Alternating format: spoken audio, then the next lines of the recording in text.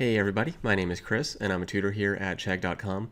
I mostly do math and computer science, and in this video we're going to talk about how to find the equation of a line that goes through a given point and is perpendicular to a given line.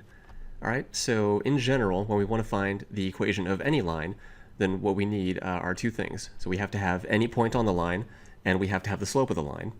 So we're actually given a point on the line that we want. It's 2, -2. So that's good. Now all we have to do is find the slope of that line. So how do we find that?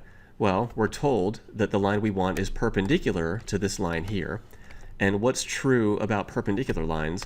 Well, the key here is just to remember that if we have two lines that are perpendicular, let's say one of them has slope m1 and the other one has slope m2, if we multiply the slopes together, then we get -1.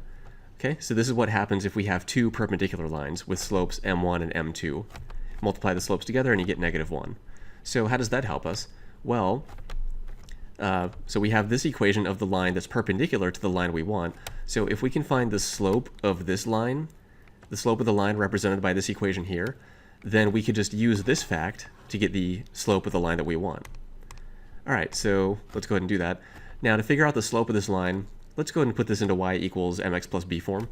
So I guess the easiest thing to do would be to add 2y to both sides. So then what we're going to have is 3x plus 1 equals 2y.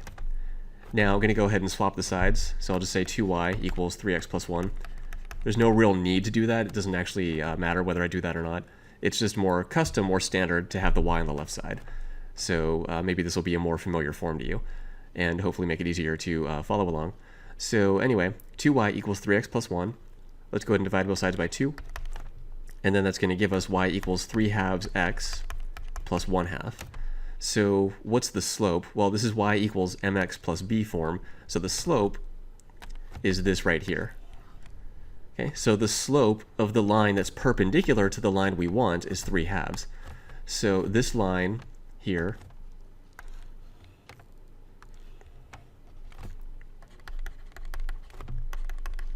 has slope, let me call it m1. m1 equals 3/2. And then let's say the line we want, meaning the line we want the equation of, has slope, let's call it m2, just so I can have something to call it. So then we know, well, this is true, right? m1 times m2 equals -1. How do we know that? Because again, the line that we want is perpendicular to this line. Therefore, if we multiply their slopes, we're going to get -1. Now, we just found out that m1 is positive 3/2. So then what we have is positive 3/2 times m2 equals -1. So let's go ahead and multiply both sides by 2/3. And then when we do that, we see that the line we want the equation of, is what that means, has slope -2/3. Okay, because over here we just get everything canceling, and we're just left with m2, and then over here we have -1 times 2/3, which is -2/3. So we're in great shape now because we have the slope of the line that we want, and we have a point on that line. So now, let me go ahead and separate some space over here. We can get the equation of the line we want using the point-slope form. Or there are a couple other things we could do, but I do like to use the point-slope form. It's a good thing to keep in mind. So the point-slope form for the equation of a line says y minus y1 equals m times x minus x1, where x1 comma y1 is any point on the line, and we're given a point on the line, it's 2 comma -2. So we're going to use this formula with x1 being 2 and y1 being -2. And what's m? Well, m2 is the slope of the line we want, so this is going to be our m right here. Oops. It's going to be -2/3. So really I could say m2 here if I want to be more careful about it.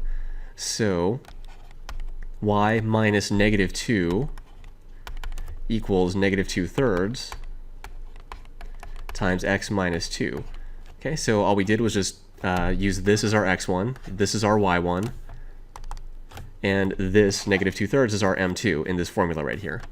Now let's go ahead and simplify that and put it into y equals mx plus b form, just because in general it's a good idea to do that. It's a nice form of the equation of a line. So y minus negative 2 means y plus 2. And then let's go ahead and distribute this negative 2/3. So that's going to give us negative 2/3 x. And then negative 2/3 times negative 2 gives us plus 4/3. And then the last thing to do is subtract 2 from both sides. So we're going to have y equals negative 2/3 x and then plus 4/3. Now, if we want to subtract 2, then what we need to do is get a common denominator with the 2 and the 4/3. So 2 we can rewrite as 6/3. So if we multiply this by 3/3, then that's going to give us 6/3 when we simplify that. So let's just go ahead and write that as 6/3.